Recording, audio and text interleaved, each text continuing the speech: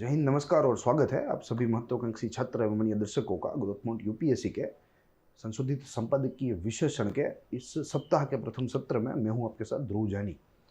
यह सत्र थोड़ा विशेष रहेगा। विशेष इसलिए है क्योंकि हमारे न्यूज़पेपर ऑफ रेफरेंस में से कोई आज लेख महत्वपूर्ण नहीं छपा था और जो छपे थे वे दरअसल रिपीटेड थे। तो इसीलिए आज हमने द इंडियन एक्सप्रेस से एक बहुत ही अच्छा लेख उठाया है जिसका टाइटल आपको दृश्यमान है, सुकमा बीजापुर नक्सल अटैक एक्सप्लेन्ड। जैसे हमें मालूम है कि छत्तीसगढ़ से कुछ खबरें आ रही है जो हमें दुखी कर देने वाली है और ऐसा कहा जा रहा है कि माओवादियों के द्वारा बहुत ही बड़े पैमाने पर यह आक्रमण किया गया था हमारे सुरक्षा बलों के जवानों के ऊपर और लगभग 22 जवान वीरगति को प्राप्त हुए हैं और एक जवान अभी भी लापता है। तो सबसे प्रथम तो इन वीर सपूतों के सर्वोच्च बलिदान को हम लोग यहाँ मानते हैं और उनको श्रद्धांजलि अर्पण करते हैं। अब यही पूरे मुद्दे के ऊपर आज का यह लेख छपा है, बहुत ही अच्छा यहाँ एक्सप्लेंड किया हुआ है द इंडियन एक्सप्रेस। जैसे मैंने आपको बताया कि आज यह न्यूज़पेपर का हमने रेफरेंस लिया है और इसमें एक एक्सप्लेंड करके कार्यक्रम चल रहा है इंडियन एक्सप्रेस का, इसमें ही यह लेख बहुत ही अच्छा समझाया गया है। हम लोग यहाँ इसका रेफरेंस लेंगे और जो परीक्षा संबंधी जो कुछ अच्छी बातें हो, चाहे वो संधि सेवा हो, चाहे वो राज्य की संधि सेवाएं हो या अन्य प्रतियोगिता परीक्षा हो, उनके ऊपर हमारा ध्यान गौर करेंगे और चीज़ों को समझने का प्रयास करेंगे। ऑन द अदर साइड आप देख रहे हैं दो फोटोग्राफ्स है। अपर इमेज जो है वो इन जवानों ने जो बलिदान दिया ये उनके सब यहाँ लेटे हुए हैं और इनको श्रद्धांजलि देने का कार्यक्रम आज सुबह ही हुआ था। आज रिकॉर्ड हो रहा है यह वीडियो और आज सुबह ही प्रधानमंत्री जो है मोदी ने भी ट्वीट किया और साथ ही में हमारे गृह मंत्री तो वहाँ व्यक्तिगत रूप से हाजिर भी रहे और इनको श्रद्धांजलि अर्पित की। नीचे जो आपको दृश्यमान है फोटो, यह एकदम रेड अल्ट्राज है, यानी कि नक्सलिस्ट है, बहुत ही क्रूर होते हैं और अपनी मांगों को हिंसक रूप से जो हमारे सामने रखते हैं या सरकार के सामने रखते हैं और सरकारी नुकसान करते हैं, पूरे देश का नुकसान करते हैं। तो पूरी चीज़ आज समझेंगे। वैसे तो एक लेक्चर में हमने बात करी थी, कंटेम्प्रेरी थ्रस्ट का वो लेक्चर था और इसमें हमने नक्सलिज्म का मुद्दा समझा था, उसका उद्भव कैसे हुआ वो समझा था, आज क्या परिस्थिति है, ये सब सारी चीज़ें समझी थी कुछ आंकड़ों की मदद से। मगर आज यहाँ अन्य पहलुओं को हम लोग तपासने का प्रयास करेंगे, अन्य पहलुओं को एक्सप्लोर करेंगे। पूरी चर्चा इस तस्वीर से शुरू करेंगे जो आज हमारा रेफरेंस बनाई है। देखिए यहाँ इंडियन एक्सप्रेस हमारा आमतौर पे न्यूज़पेपर ऑफ रेफरेंस नहीं है, तो यहाँ इसकी डिजिटल रेप्लिका आपके सामने मैंने प्रस्तुत की है और ऐसा कहा गया है, Chhattisgarh Maoist attack, how a massive security operation was planned and how it went wrong. कहा जा रहा है मीडिया रिपोर्ट से कि एक सिक्योरिटी ऑपरेशन प्लान किया गया था, हिडमा नामक एक माओ कमांडर है, उसको मारने के लिए। स्टेट इन्फॉर्मेशन ब्यूरो की कुछ इनपुट्स आई थी और उसको फॉलो करते हुए हमारे जवान वहाँ पहुँचे, मगर तब पता चला कि यह एक प्रकार की ट्रैप है और सारे जवान जो है वो इसमें फंस गए हैं। फिर with in few seconds Maoists surrounded our security personnel from all the side and they attacked, they ambushed our security personnel। तो देखेंगे पूरी चर्चा, कहाँ कहाँ फेलियर रहा वो भी देखेंगे और ये हिडमा कौन है उसके बारे में भी थोड़ा जानने का प्रयास करेंगे। साथ ही यह माओवादी के फल फूलने का क्या कारण रहा है या कितने कारण रहे हैं, सारे कारणों का हम लोग यहाँ एक ओवरव्यू लेंगे, सारे कारणों को तपासेंगे। शुरू करेंगे मेरी चर्चा।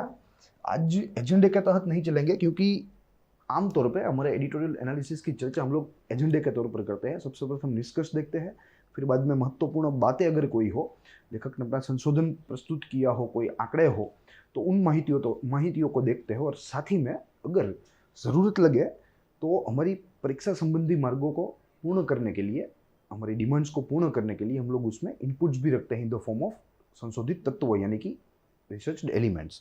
मगर आज यहाँ हम लोग एजेंडे के तहत नहीं चलेंगे और अपनी चर्चा जो है वो मौलिक रूप से करेंगे, जिसमें हमें देखना है सर्वप्रथम तो कि यह अटैक कैसे हुआ, कहाँ हुआ। देखिए छत्तीसगढ़ यह मध्य भारत का एक प्रदेश है जैसे आपको इनसाइट मैप में दिख रहा है और अगर इसका भौगोलिक इसकी स्थिति देखें तो ये उत्तर से साउथ में फैला हुआ है। आप देख सकते हैं यहाँ ये पूरा राज्य है जिसमें जो साउदर्न मोस्ट राज्य है जिसे सुकमा कहते हैं, काफ़ी बार चर्चा में भी रहा और आमतौर पे नक्सली हमलों के ऊपर आधारित ही समाचारों में वह चर्चा में रहता है।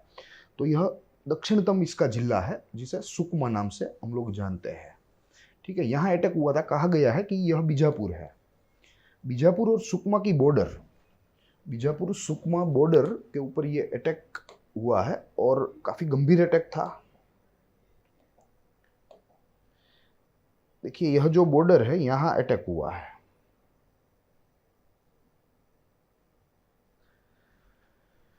ठीक है, और काफी गंभीर अटैक था। इन लोगों ने हमारे सुरक्षा बलों के जवानों को घेर लिया और एक एम्बुश बना दिया। सख्त फायरिंग की, बहुत ही आक्रामकता से वे लोग अपने हथियारों का उपयोग हमारे सुरक्षा बलों के जवानों के ऊपर करने लगे।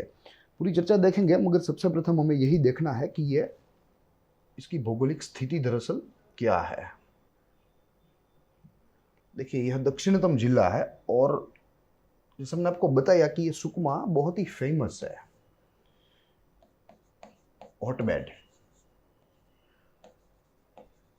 माओइस्ट या आप कह लीजिए नक्सल। ठीक है, वैसे तो नक्सलिज्म या नक्सलवादी की शुरुआत तो 1960 के दशक से ही शुरू हो गई थी, मगर फिर धीरे धीरे वो काफ़ी भौगोलिक स्थान के ऊपर फैला, काफ़ी एरिया में फैला। मगर over a period of years हमारी सरकार जो है वो इसको टैकल करने में, इसको नियंत्रित करने में कामयाब हो गई है। मगर आज भी कुछ ऐसे जिले हैं कई राज्यों में जहां आज भी सरकार का एडमिनिस्ट्रेशन नहीं है, सरकार का शासन प्रशासन नहीं है, और उसमें से ही एक जिला मतलब कि सुकमा तो बहुत ही गंभीर रूप से प्रभावित है नक्सलिज्म से। और यहाँ छत्तीसगढ़ पुलिस, सीआरपीएफ की जो इलाइट फोर्सेस है, जैसे कोबरा है, स्पेशल टास्क फोर्स है छत्तीसगढ़ पुलिस की, या आप कह लीजिए सीआरपीएफ के ही द्वारा ट्रेन की हुई डिस्ट्रिक्ट रिजर्व फोर्स भी है। ठीक है, मगर इन सारे सुरक्षा बलों के हाजिरी के बावजूद यहाँ नक्सलिज्म बहुत ही प्रचुर मात्रा में फल फूल रहा है, बहुत ही प्रचुर मात्रा में। और पूरे पूरे गांव अपने आप में नक्सली है, पूरे गांव अपने आप में नक्सली है, चाहे वो महिला हो, चाहे वो बच्चा हो, चाहे वो कोई पुरुष हो, या चाहे वो कोई वृद्ध हो।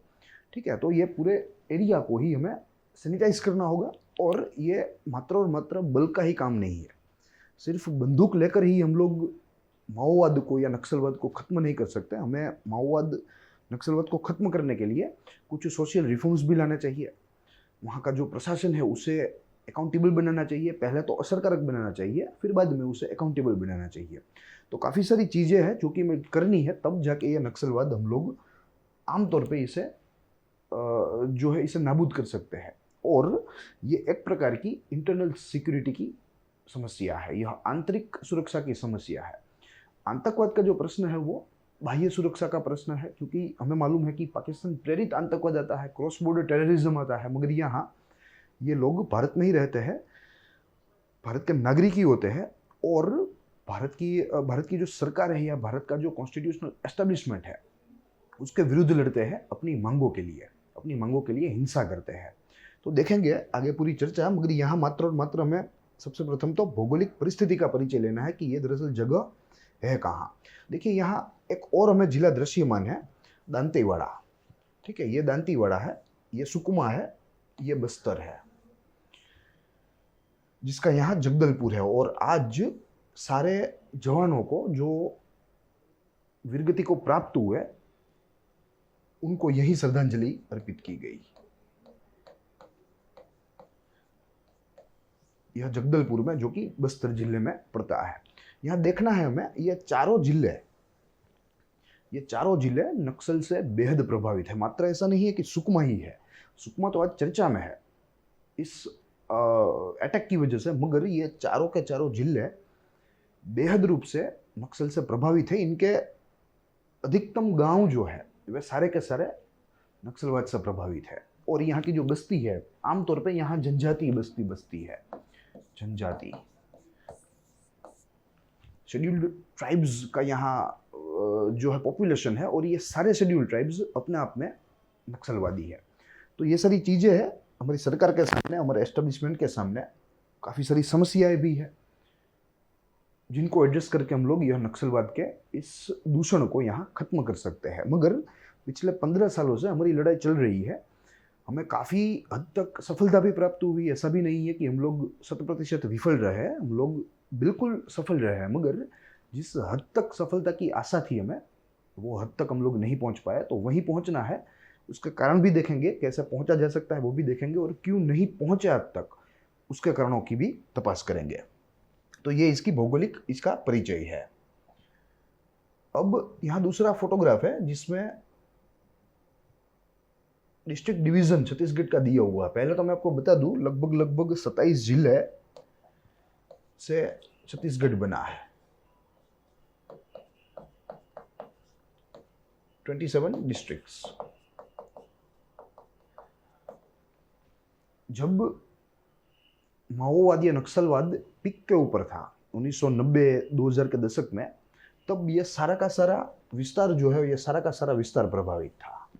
मगर अब धीरे धीरे इन लोगों में भी अवेयरनेस बढ़ रही है, इन लोगों का जो शैक्षणिक स्तर है वो भी सुधर रहा है। ये लोग भी समझ रहे हैं कि हिंसा करके कुछ हासिल नहीं होने वाला, हिंसा करके मात्र और मात्र अपने पक्ष को ही जो है नुकसान होने वाला है। तो अधिकतम ये जो लोग हैं वे मेन स्ट्रीम जो हमारी जो सिटीजनशिप है इंडिया की, उसमें आ गए हैं। मगर अभी भी कुछ फ्रिंज एलिमेंट्स ऐसे बचे हैं जो आज भी इन डेंस फॉरेस्ट में रहकर अपना मिशन जो है वो ऑपरेट करते हैं और हमारे सुरक्षा बलों को टारगेट करते हैं, उनके ऊपर एम्बुश करते हैं।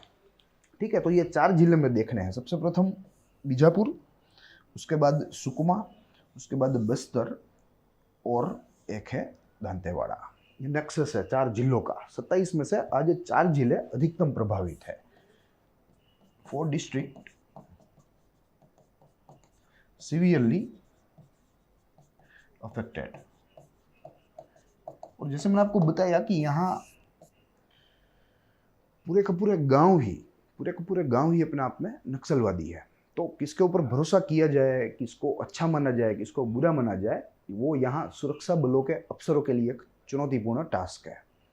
तो काफ़ी सारी चैलेंजेस है, मगर इन चैलेंजेस को ओवरकम करके हमारे जवान वहाँ अपने जो मिशन से उनको सक्सेसफुल बना रहे हैं, माओवादी गतिविधियों को नियंत्रित कर रहे हैं, उन्हें कम कर रहे हैं। और आज भी जब माननीय गृह मंत्री अमित शाह जी के द्वारा जब रिव्यू मीटिंग हो रही थी आज सुबह ही, तो उन रिव्यू मीटिंग में ही जब सेना के अफसरों को पूछा गया कि आगे का क्या प्लान है, तो उन्होंने जबरदस्त रूप से आक्रामकता दिखा के बोला कि हमारा जो मिशन है इन लोगों के विरुद्ध में, वो अब तेजी से आगे बढ़ेगा, फर्दर इंटेंसिफाई होगा। तो ये हमारे जवानों का मोरल है और सारा देश इन जवानों के इस मोरल से मोटिवेट होता है, इंस्पायर होता है। ठीक है, तो ये इसका भौगोलिक परिचय है। और ऐसा नहीं है कि मात्र और मात्र छत्तीसगढ़ में ही फैला हुआ है। छत्तीसगढ़ एक मुख्य रूप से प्रभावित राज्य जरूर है, मगर ऐसा नहीं कि मात्र छत्तीसगढ़ में ही नक्सलिज्म है। नक्सलिज्म की अगर बात करूं मैं आपको, तो नक्सलिज्म कहाँ नहीं है, ये प्रश्न का उत्तर जो है वो थोड़ा छोटा हो सकता है। मगर अगर नक्सलिज्म कहाँ है ऐसा पूछा जाए, तो जैसे मैं मालूम है 1967 में नक्सलबारी वेस्ट बंगाल का एक गांव है, वहां से शुरुआत हुई, स्टार्टेड। और तब यह एक प्रकार का मात्र और मात्र लैंड डिस्प्यूट था। जो वहां की ट्राइबल पॉपुलेशन थी, उनके और सरकार के बीच में कुछ विवाद हुआ, और यहीं से इस दूषण की शुरुआत हुई है जो आज भारत को खा रहा है, भारत को आज निगल रहा है और अंदर ही बैठ के निगल रहा है। तो ये इसकी जो है ज़्यादा गंभीरता है, यही बात इसकी सिविरिटी को बढ़ाती है। तो यहीं से शुरू हुआ। फर्दर हम लोग यहाँ इसमें वर्टिकल डाइव नहीं लगाएंगे कि कैसे ये ग्रेजुअली डेवलप हुआ, आज क्या परिस्थिति है, क्योंकि इन सारी चीज़ों की चर्चा मैंने कंटेम्प्रेरी थ्रस्ट के ग्रोथमोट यूपीएससी के प्लेटफॉर्म पर ही कंटेम्प्रेरी थ्रस्ट के 4 दिसंबर 2020 के एक सेशन में करी है, सेशन कंटेम्प्रेरी थ्रस्ट में। तो आप ज़रूर देखिए, वहाँ काफ़ी एलिमेंट्रीज माहिती है जो कि हमें हमारी प्रिलिमिनरी पॉइंट ऑफ व्यू से उपयोगी हो सकती है। कैसे यह लेफ्ट विंग टेररिज्म उत्पन्न हुआ, क्यों इसे लेफ्ट विंग टेररिज्म कहा जाता है, प्लस क्या स्टैटिस्टिक्स रहा है क्या कैजुअलिटीज हुई है on the both the side, हमारे सुरक्षा बलों की कितनी मौतें हुई है जवानों की, या कितने नक्सलियों को न्यूट्रलाइज्ड किया गया है हमारे जवानों के द्वारा, इत्यादि चीज़ों का एक कॉम्प्रिहेंसिव स्टडी मैंने यहाँ इस सेशन में दिया है। तो मैं आपको अनुरोध करूँगा कि आप ये भी ज़रूर देखिए, ये भी आपको बहुत ही उपयोगी होगा। थोड़ा सा पुराना ज़रूर है ये सेशन, मगर इसमें जो माहितियाँ हैं ये लेटेस्ट माहितियाँ हैं जो आप अपनी परीक्षाओं में अगले 1-1.5 वर्षों तक उपयोग में ले सकते हैं। आज ओवरऑल बात करेंगे मेंस के पर्सपेक्टिव से, हालांकि यहाँ प्रिलिमिनरी पॉइंट ऑफ व्यू से भी काफ़ी माहितियाँ मैं आपके सामने रखूँगा, मगर आज का मूलभूत उद्देश्य मुख्य परीक्षा के प्रश्न को जवाब देने का रहेगा। इसी तरह हम लोग आज इसकी बात करेंगे, और जैसे आपको मालूम है यह प्रश्न मैं आपको at the end of the lecture बताऊंगा कि क्या संभवतः ऐसा पूछा जा सकता है। देखेंगे आगे, तो ये सारी चर्चा आप लोग वहाँ इस सेशन में देख सकते हैं। यहाँ हम लोग हमारा समय बचाएंगे, मैं इन सारी चीज़ों को रिपीट करने से, दोहराने से बचूंगा। अब देखते हैं आगे। देखिए यहाँ एक हमारे सामने फोटोग्राफ है, ये एक रेड अल्ट्रा है, यानी कि एक नक्सल है, और इसे हिडमा के नाम से जाना जाता है, हिडमा, और कहा जाता है कि ये आज का कमांडर है।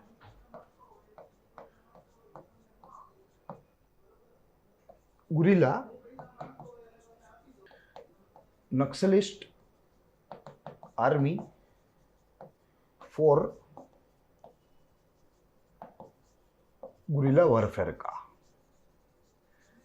और ये बहुत ही शक्तिशाली नेता माना जाता है, शक्तिशाली। आज इसकी उम्र लगभग 40 वर्ष के आसपास है। इसकी रिसेंट कोई तस्वीर हमें प्राप्त नहीं है, ये इसकी फाइल फोटो है, और करीब फोटो को देख के लगता है कि ये तब 22 या 25 साल का रहा होगा, तब की ये फोटो है। आज तो ये एक बड़ा कमांडर है, और लगभग 150 से 250 नक्सलियों का हेड है, इसका कमांडर है, या इन लोगों का नेतृत्व करता है। अब हुआ यह कि हमारे सुरक्षा बलों को स्टेट इंटेलिजेंस ब्यूरो के द्वारा, SIB के द्वारा कुछ इंटेलिजेंस इनपुट प्राप्त किए गए, उनको मिले कि ये हिडमा अपने साथियों के साथ, यानी कि अन्य माओवादियों के साथ जहाँ वारदात हुई, सुकमा बीजापुर बॉर्डर के ऊपर जहाँ वारदात हुई, वहाँ वो इकट्ठा हुआ था, ऐसी एक इनपुट मिली।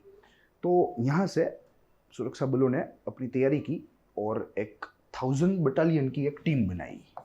1000 जो तैयारी की लगी रख जो, और एक 1000 जवानों की टीम बनाई,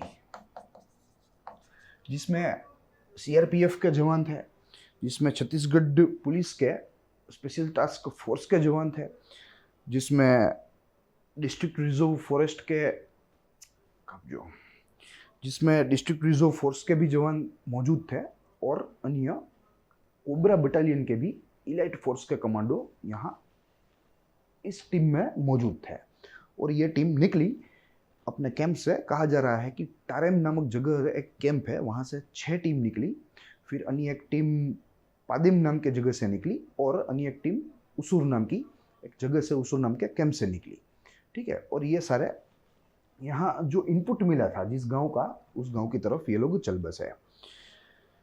वहाँ जाते ही इनको मालूम पड़ गया, हमारे सुरक्षा बलों को, क्योंकि जो सारे गांव थे वे सारे के सारे खाली हो चुके थे, गांव में एक भी व्यक्ति जो है वो मौजूद नहीं था, सारे के सारे गांव खाली हो चुके थे। तब ये हमारे सुरक्षा बलों को जो है ये सुनिश्चित हो गया, उनको एहसास हो गया कि हम लोग फंस गए हैं, हमारे साथ कोई खेल रहा है।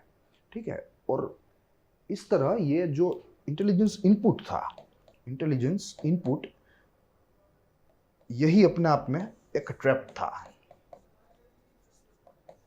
ये बात सच नहीं थी, मगर इसके द्वारा ही ये न्यूज़ इन तक पहुंचाया गया, ताकि इनको पकड़ने के लिए आए और ये तैयार बैठकर उन लोगों को मारे। और ऐसा ही हुआ, हमारे जवान फंस गए। जब वहाँ से वे रिटर्न हो रहे थे, जब उनको एहसास हुआ कि हमारे साथ कुछ गलत हो रहा है, और वे वहाँ से जब वापस जा रहे थे, तो लगभग 400 माओवादियों ने, कहा जा रहा है, ऐसा मीडिया रिपोर्ट से, 400 माओवादियों ने हमारे पूरे ट्रुप को घेर लिया और अपने पास जो हथियार थे उनका भरपूर प्रयोग किया, हमारे जवानों के ऊपर हमला किया। ठीक है, और तब मालूम था कि तब कुछ कर भी नहीं सकते ये जवान, क्योंकि in no time they attacked and it was a very planned attack. जो पोजीशंस उन लोगों ने जो है उन लोगों के पास थी फायर करने के लिए, ठीक है, उन पोजीशंस को देख के लगता है हमारे जो आज के जो इस हमले में बच गए और घायल जो जवान हैं उनके द्वारा की हुई बात मैं आपको बता रहा हूँ। उन्होंने बोला कि जो पोजीशंस उन लोगों के पास थी वो देखकर ही हमें लगता था कि ये बहुत ही वेल प्लान्ड एक अटैक था और हमें यहाँ बहुत ही अच्छी तरीके से फंसाया गया था। साथ ही में यहाँ ये भी कहा जाता है कि ये इस मैसेकर का तो मास्टरमाइंड है ही, mastermind of this particular massacre, जिसमें 22 या 23 जवानों ने शहादत को स्वीकार किया। प्लस इसका नेटिव विलेज अगर हमें मालूम करना हो तो पुरवाती विलेज इसका मूल गांव है, पुरवाती विलेज, जो कि सुकमा जिले में ही पड़ता है। और करीब करीब आज के दिन इसके ऊपर 40 लाख का इनाम है, इसके सर के ऊपर, जिंदा या मुर्दा। अगर आप इसका सर सरकार को देंगी तो सरकार आपको 40 लाख का इनाम देगी और कोई अवार्ड से भी, बहादुरी के अवार्ड से भी आपको नवाजेगी। प्लस अगर इसकी कम्युनिटी की बात करें तो ये मुरिया कम्युनिटी, मुरिया MURIYA, मुरिया जनजाति का ये आदमी है। और बचपन से ही इसका जो माइंड है वो रेडिकल किया हुआ है और ये बचपन से ही इसने हथियार उठा लिए हैं सरकार के विरुद्ध में, और आज ये एक कमांडर बन के बैठा है। और ऐसे कई सारे हमले हैं, ऐसा नहीं कि यही हमले से ये चर्चा में है, काफ़ी हमलों में इसकी सक्रिय भूमिका रही है, काफ़ी हमलों में, और इसीलिए आज ये वांटेड है। और इसको ही खोजने के लिए 1000 से अधिक सोल्जर की एक टीम बनाई गई थी, जिसमें मैंने आपको बताया कि CRPF के जवान तो थे ही थे, इसमें कोबरा यूनिट के भी जवान थे ऑफ CRPF, इसमें डिस्ट्रिक्ट रिजर्व फोर्स के भी जवान थे और स्पेशल टास्क फोर्स भी था, छत्तीसगढ़। ठीक है, अब CRPF तो है ही है, CRPF की यह कोबरा यूनिट है, यह इलाइट कमांडो की एक बटालियन है, जिनको CRPF 2009 से रेज कर रही है। और मात्र जंगलों में, ऐसे घने जंगलों में माओवादियों के सामने लड़ने के लिए ही उनको स्पेशली ट्रेन किया हुआ, तो बहुत ही इलाइट है। तो आज जो हमें नुकसान हुआ है, ये नुकसान बहुत ही बड़ा नुकसान है। ये कोई आम जवान की मृत्यु नहीं, जवान तो वैसे ही बहुत ही महत्वपूर्ण होता है, चाहे वो आम हो या टेक्निकली साउंड हो, मगर यहाँ ये इलाइट लोगों की मृत्यु हुई है, तो ये बहुत ही एक बड़ा, भारत के लिए, हमारी सुरक्षा बलों के लिए बहुत ही बड़ा झटका है। देखेंगे आगे, DRF ये भी CRPF के द्वारा ही ट्रेन होती है, डिस्ट्रिक्ट रिजर्व फोर्स इसे कहा जाता है। आमतौर पे स्पेशली बस्तर, दंतेवाड़ा, सुकमा जैसे जिलों के लिए यह बनाई जाती है, और ऐसे ऑपरेशंस को हैंडल करने के लिए, ऐसे मिशंस को फुलफिल करने के लिए यह कार्यरत रहती है। और आगे है STF, ये छत्तीसगढ़ पुलिस की है, छत्तीसगढ़ पुलिस की यह टीम है, मगर इसको ट्रेनिंग CRPF के द्वारा दी जाती है। ठीक है, भले ही ये छत्तीसगढ़ पुलिस की ट्रेनिंग जो है, यह ग्रुप है, यह गुट है, मगर इसको तालीम मिलती है CRPF की। तो अपने आप में ये एक प्रकार के जवानी हुए, सोल्जर ही हुए और योद्धा ही हुए। ठीक है, तो इनसे बनी यह टीम थी जिसमें से सारे गुटों के जवान शहीद हुए हैं, चाहे वो CRPF हो, चाहे वो कोबरा हो, चाहे वो डिस्ट्रिक्ट रिजर्व फोर्स हो, चाहे वो स्पेशल टास्क फोर्स हो, सभी गुटों ने अपने कुछ जवान गंवाए हैं। तो ये अपने आप में भारत के लिए एक बहुत ही बड़ा नुकसान है। कोबरा यूनिट ये बहुत ही एक अच्छी यूनिट है, और जैसे मैं आपको बताया, इलाइट कमांडो की यूनिट है, और मात्र जंगलों में, जंगल एम्बुश के लिए ही बनी है। ठीक है, जिसे commanding battalion for resolute action कहा जाता है और इसीलिए इसे कोबरा कहा जाता है। In short, commanding battalion resolute action, तो यही इसका फुल फॉर्म है और इसलिए इसे कोबरा के नाम से जाना जाता है, जो कि सीआरपीएफ का एक अभिन्न हिस्सा है। तो आमतौर पे सीआरपीएफ के जवानों के ऊपर सीआरपीएफ के कॉन्वॉय के ऊपर यह हमला हुआ है और हमें मालूम है सीआरपीएफ भी सबसे बड़ी पैरामिलिट्री है भारत की। और चाहे वो कश्मीर हो, चाहे वैसे नक्सलाइट रीजन हो मध्य भारत के, चाहे वो उत्तर पूर्व भारत के नक्सलाइट रीजन हो, यहाँ सीआरपीएफ का प्रेजेंस ही रहता है और इसीलिए भारत में आंतरिक शांति कायम रहती है। तो यही बात है और यही इस अटैक के बारे में था, जिसके हेड के बारे में भी हमने देखा और कैसे इंटेलिजेंस फेलियर हुआ वो भी देखा। अब आगे माओइस्ट ऑपरेशंस देखने हमें कि ये माओइस्ट ऑपरेशंस होते क्या है और कैसे होते हैं। तो ये तो हमें मालूम है कि ये अपनी मांगों के लिए, अपनी मांगों को संतोषने के लिए हिंसा करते हैं। सरकार को ये रिक्वेस्ट नहीं करते, मगर सरकार को एक प्रकार से हिंसा के रूप में, हिंसात्मक रूप में एक प्रकार से आदेश देते हैं कि आपको ये करना है, आप ये कीजिए। मगर ये थोड़े टैक्टिक्स होते हैं। जैसे जैसे समय आगे जा रहा है, जैसे आम नागरिक भारत का शैक्षणिक होता जा रहा है, वैसे ही ये भी एक प्रकार से मॉडर्न होते जा रहे हैं, लिटरेट होते जा रहे हैं। तो इसीलिए ये अपने टैक्टिकल ऑपरेशंस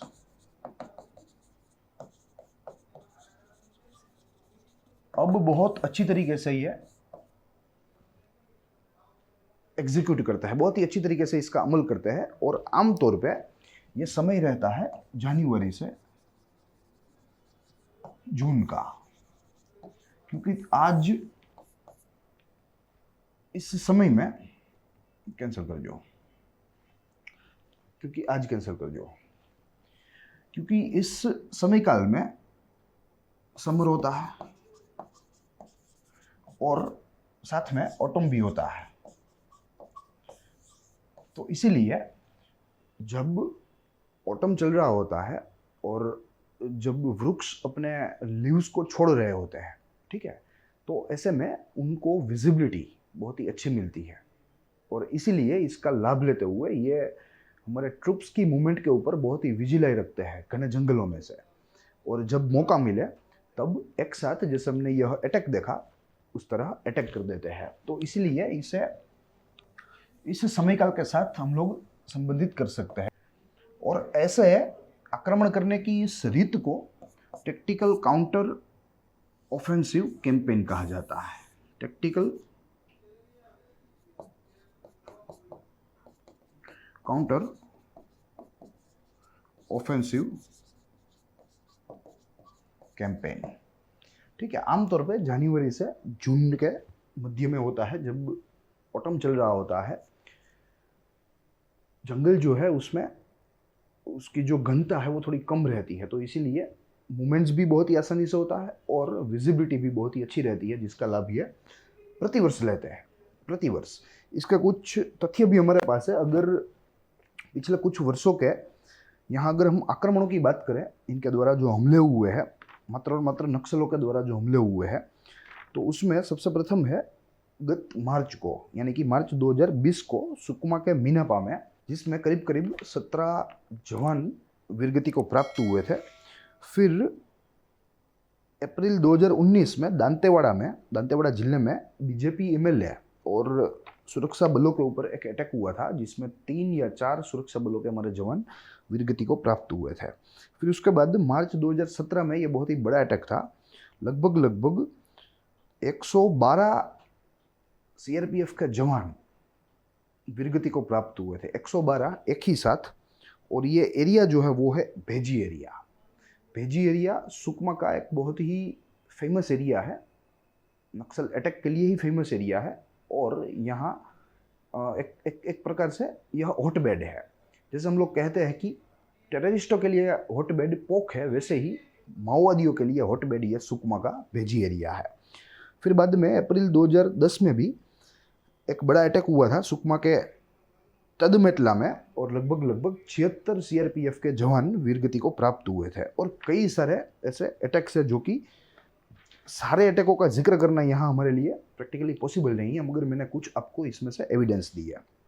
तो ऐसे अटैक्स लगभग होते रहते हैं, इसी समय काल में होते हैं, जिसे हम लोग टैक्टिकल काउंटर ऑफेंसिव कैंपेन कहते हैं, जो कि उन लोगों के द्वारा बहुत ही अच्छी तरीके से चलाया जा रहा है।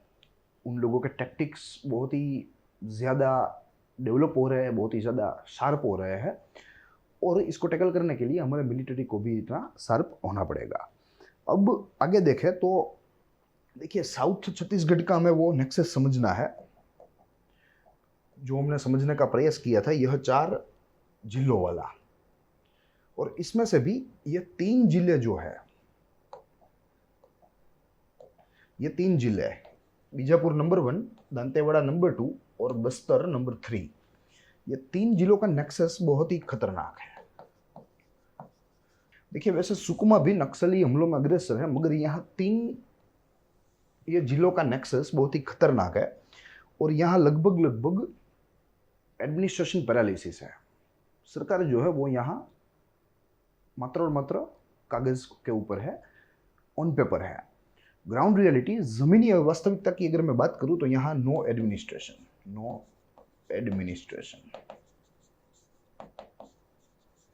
सरकारी कचहरियों में इन लोगों का जो है, इन लोगों की पकड़ है, ये लोग बैठे हैं सरकारी कचहरियों में, ठीक है। कलेक्टर ऑफिस को ये लोग उड़ा देते हैं, उसके ऊपर हमला करते हैं। स्थानिक जो पुलिस स्टेशन है उनके ऊपर भी हमला किया जाता है। यहाँ का जो भेजी एरिया है, यह भेजी एरिया का जो पुलिस स्टेशन है उसके ऊपर काफ़ी हमले हो चुके हैं, ठीक है। तो कुल मिलाकर ये 3-4 ऐसे जिले हैं जो कि दक्षिणतम छत्तीसगढ़ में पड़ते हैं, जिसमें से सुकमा सबसे दक्षिणतम जिला है, सबसे दक्षिणतम। ये प्रश्न पूछा जा सकता है कि बस्तर या सुकमा, इनमें से दक्षिणतम छत्तीसगढ़ का कौन सा जिला है, तो हमें मालूम होना चाहिए।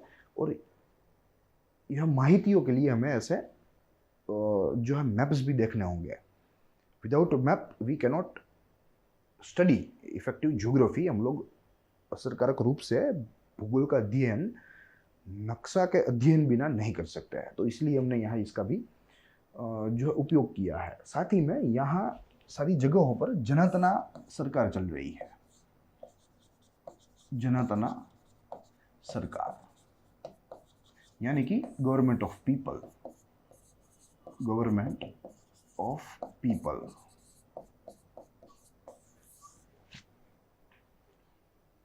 भयंकर परिस्थिति है, मगर जैसे मैंने आपको बताया कि जब वो पीक ऊपर था नक्सलवाद 1990s में, 2000 के जो है दशक में, उससे काफ़ी कम है, मगर फिर भी जितना कम होना चाहिए उतना नहीं है। इतने वर्षों में यह नाबूद हो जाना चाहिए, मगर आज भी ऐसे खतरनाक आक्रमणों के समाचार हमारे तक पहुंच रहे हैं। तो यही अपना अपने एक शर्मजनक बात है, ठीक है। तो ये बात रही जनातना सरकार की और यह 3 डिस्ट्रिक्ट के नेक्सस की। अब आगे देखें तो हमें कुछ कारणों को तपासना है कि क्या ऐसे कारण हैं जिनकी वजह से आज के दिन भी हम लोग नक्सल को पूर्ण रूप से नाबूद नहीं कर पाए। काफ़ी सारे रीजंस है, कुछ प्राइमरी है, कुछ समझने लायक है। यहाँ हमारे सामने कुल 8 रीजंस है, जिनको मैं आपके सामने एक एक करके रखूंगा। सबसे प्रथम तो है रिमोटनेस, क्योंकि यह जंगल है, दुर्गम जंगल है और लगभग कनेक्टिविटी लेस है। यहाँ तक पहुँचना भी अपना आप में एक चैलेंज है। There is no road network, there is no connectivity. सो एक प्रकार से यह रिमोटनेस ही अपने आप में इसका सबसे बड़ा कारण है कि आज सरकार वहाँ इफेक्टिवली इनके सामने लड़ नहीं पाती, इनको खत्म नहीं कर सकती। दूसरा है absence of political will, absence of political will, सरकारी इच्छा शक्ति की गैरहाजिरी। यहाँ सरकार इनको अपने वोट बैंक के रूप में देखती है। ऐसे मुद्दों को जीवंत रखने के लिए कुछ ठोस कदम नहीं उठाती। अगर ऐसे ठोस कदम कभी भी उठाए गए तो ये ऐसे जो मुद्दे हैं नक्सल जैसा, वो खत्म हो जाएंगे। और अगर एक बार ये खत्म हो गए तो वोट किन के नाम पे जो है हमें मिलेगा, ठीक है। तो ये बात है, और इसीलिए यहाँ राजकीय इच्छा शक्ति की गैरहाजिरी में देखने को मिलती है। साथ ही में एब्सेंस ऑफ रोड नेटवर्क, ये छत्तीसगढ़ के नक्सल प्रभावित जो इलाके हैं इसका विशेष लक्षण है। क्योंकि नक्सल प्रभावित इलाके आज हमारे वेस्ट बंगाल में भी है, बिहार में भी है, झारखंड में भी है। उड़ीसा में भी है, आंध्र में भी है, महाराष्ट्र में भी है, मध्य प्रदेश में भी है। तो यहाँ जो जो हॉट बेड्स है, यहाँ सारे हॉट बेड्स में बहुत ही अच्छा रोड नेटवर्क हमें देखने को मिलता है।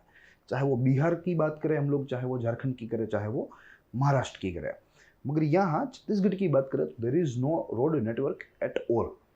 ठीक है, तो ये भी अपने आप में एक बड़ा कारण है कि यहाँ हमारी जो मिलिट्री है वो बहुत ही अच्छी तरीके से ऑपरेट नहीं कर पाती।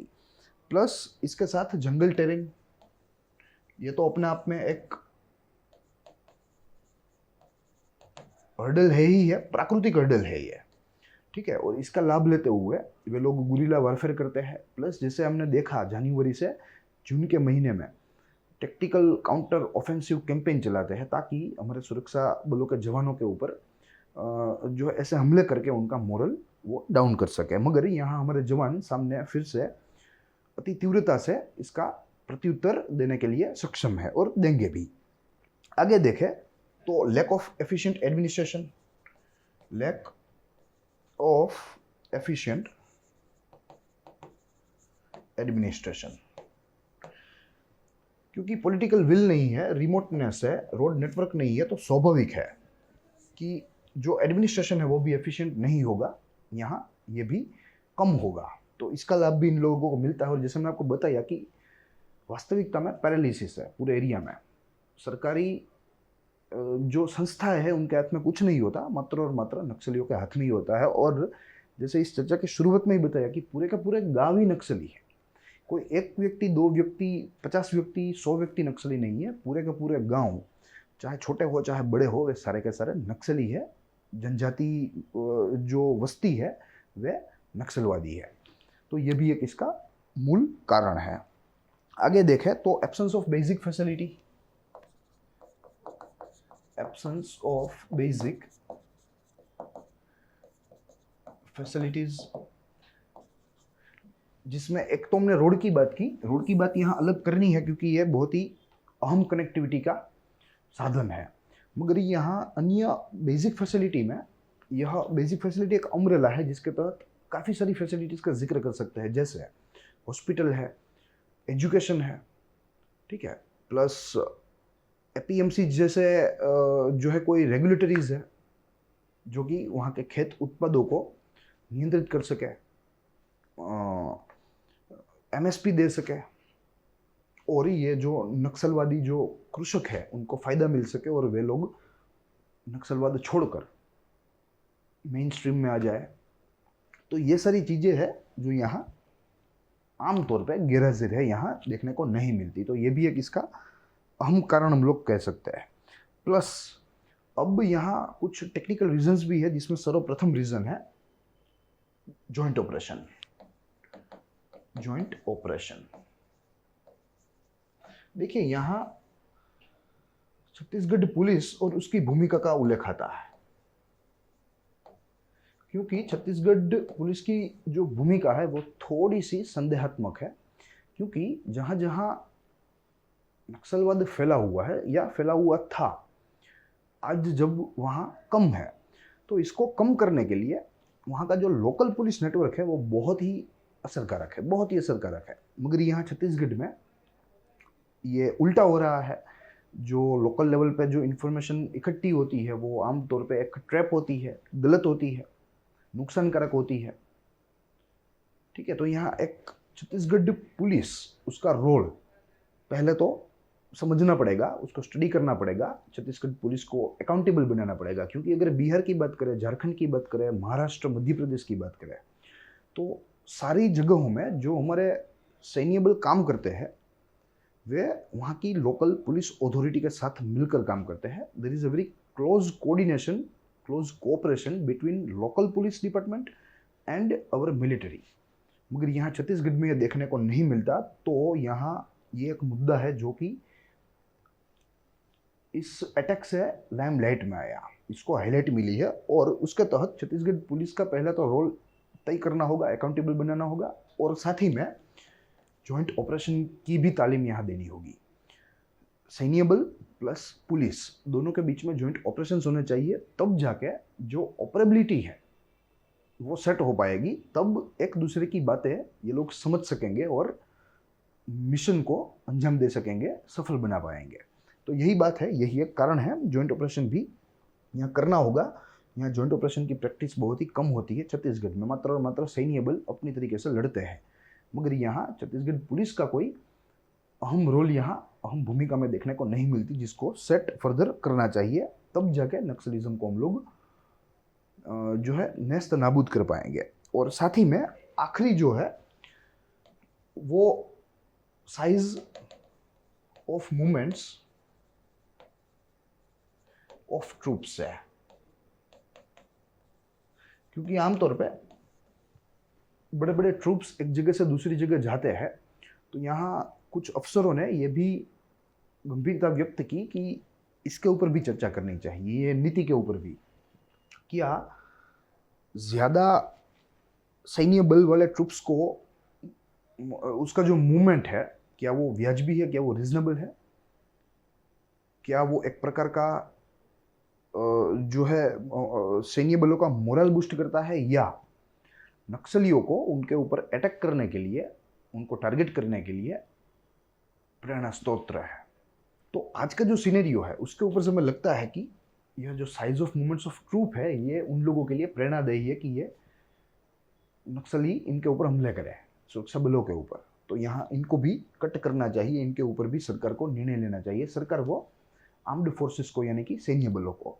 तो कुल मिलाकर ये सारे कारण है। अगर इन कारणों को हमने एड्रेस कर लिया, तो संभवतः मुझे लगता है, ये मेरा निजी मानना है कि 3 वर्षों के अंदर नक्सलवाद की समस्या जीरो हो जाएगी, नाबूद हो जाएगी, अगर ये सारे कारणों को हमने अच्छी तरीके से एड्रेस कर लिया तो। अब हमें समझना है छत्तीसगढ़ के बारे में, जिसको भौगोलिक दृष्टि से तो हमने देखा, मगर आमतौर पे जनजातीय पॉपुलेशन है छत्तीसगढ़ का। और अगर सेंसस 2011 की बात करें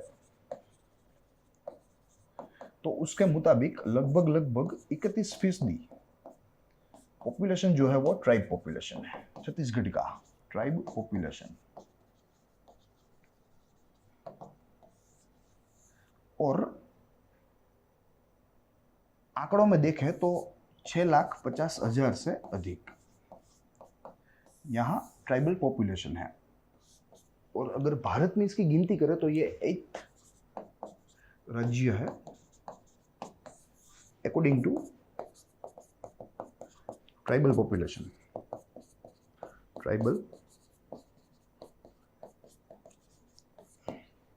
पॉपुलेशन। काफ़ी सारी प्रजातियां यहाँ रहती है, काफ़ी सारी जनजातियां यहाँ रहती है, जैसे गोंड है जो कि मुख्य है, फिर बाद में मुरिया है जो हमने हिडमा की कम्युनिटी देखी, और कई सारी है।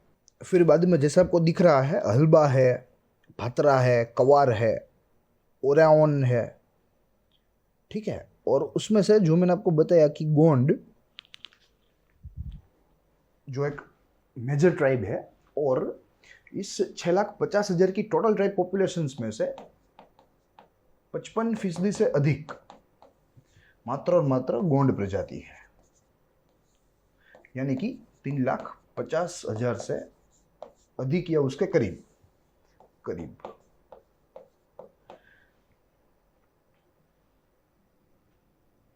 यही बात है। और अगर डिस्ट्रिक्ट के लेवल से देखें तो दंतेवाड़ा में सबसे अधिक ट्राइबल पॉपुलेशन है। दंतेवाड़ा, जो 3 हमने दक्षिणतम डिस्ट्रिक्ट देखे थे उसमें से दंतेवाड़ा, यहाँ लगभग 78% पॉपुलेशन ट्राइबल है। उसके बाद बस्तर है जहाँ करीब 66% ट्राइबल पॉपुलेशन है, और साथ ही में उसके बाद जसपर है जहाँ ट्राइबल पॉपुलेशन करीब 63.2% है।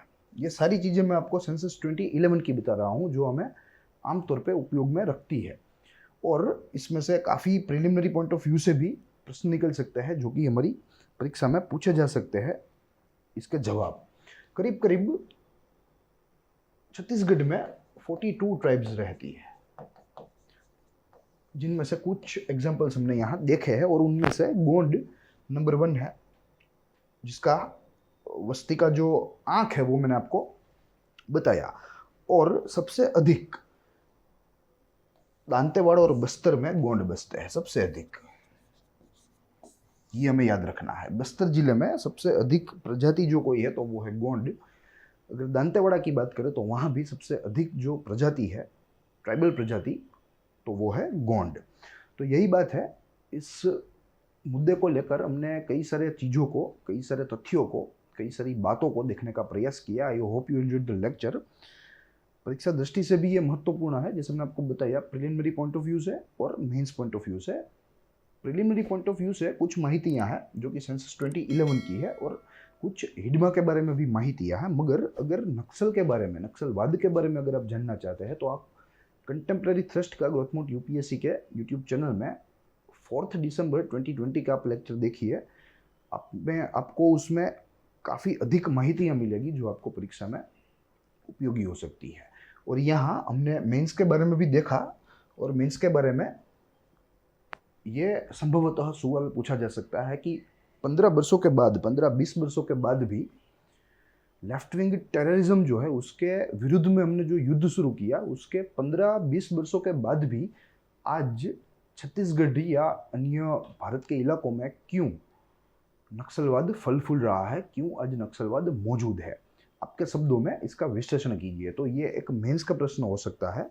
और यदि प्रिलिमिनरी पॉइंट ऑफ व्यू से बात करें तो यहाँ प्रिलिमिनरी पॉइंट ऑफ व्यू से प्रश्न पूछा जा सकता है कि निम्नलिखित कथनों पर विचार कीजिए।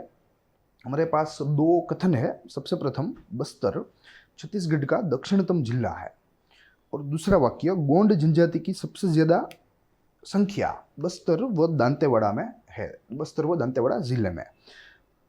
उपर्युक्त कथनों के ऊपर हमें विचार करना है, और इनमें से हमें सत्य वाक्यों को चुनना है। हमारे पास 4 ऑप्शन है, जिसके तहत ऑप्शन ए केवल 1, ऑप्शन 2 यानी कि ऑप्शन बी केवल 2, ऑप्शन सी 1 और 2, and option D none of the above. आपको इसका सही जवाब इस वीडियो के कमेंट बॉक्स में कमेंट करना है। हमारी तरफ से इसका सही जवाब इस सेशन के प्रीमियर होने के कुछ घंटों के बाद यहाँ पिन अप किया जाएगा।